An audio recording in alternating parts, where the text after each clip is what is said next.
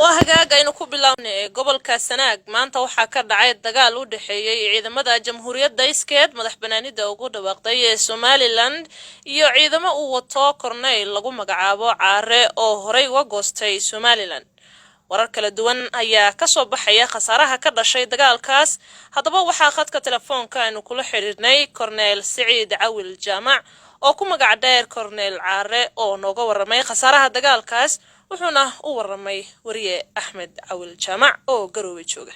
xasaaru waxa uu ku leeyahay gaari oo dhigo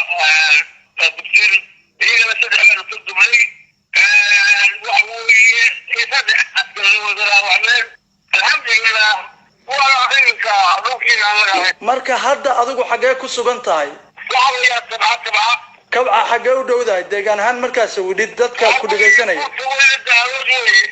dagaalkan dhowr jeer horena waa dhacay wuuna soo noqnoqday xal miyaa biday inaad dagaal adigoo wada hadal gali karaa wada hadal kalabtiisu marka uu laashay inuu bilaato xaqiiqay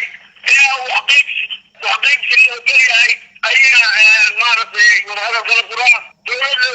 ay maartay ummadda oo dabada isku haysta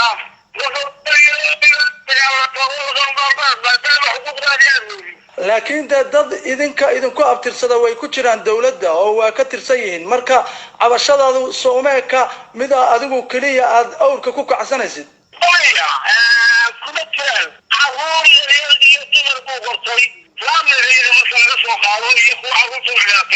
maxaa ku qancaysaa marka ilaa dagaal xal ma aha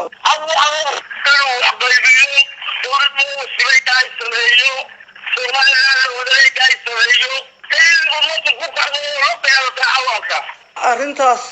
waxay ka hor imaanaysaa Soomaaliya nabadgelyada deegaanka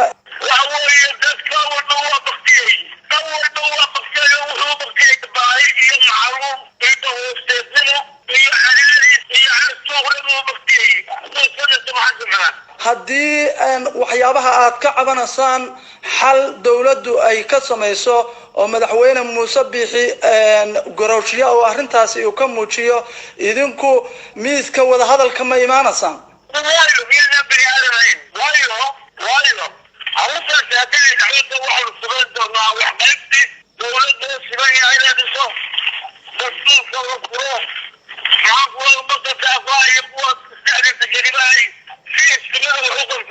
hadda waxaa la sheegayaa inaad deegaanka meel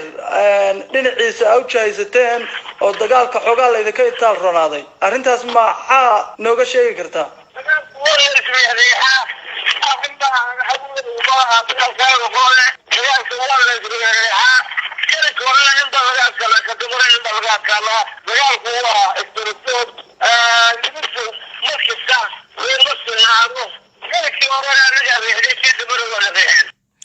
واتهاي كاسنا وحا uu ahaa korneyl Saciid Cawil Jaamac oo ku magac dheer korneyl Caare wuxuu u waramayay wariye Axmed Cawil Jaamac oo Garowe jooga